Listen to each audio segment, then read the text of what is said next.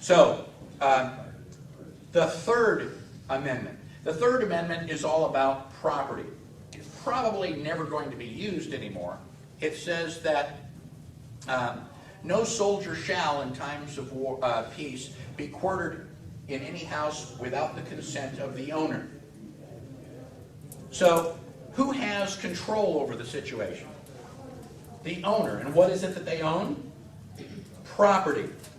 Property, property, property. It's all about property. Who owned the 13 colonies prior to the American Revolution? King of England. King of England. Who owned the colonies after the American Revolution? We did.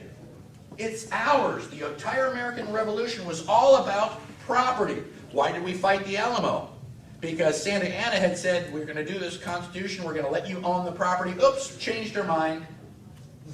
We're just going to renege on that Constitution. And so the people at the Alamo were from all over.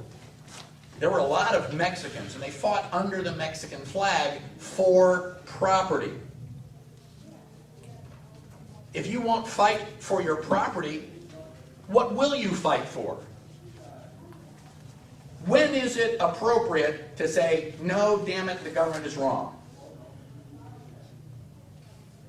So our army is so modern and so mechanized, they're probably not going to need your little house anymore.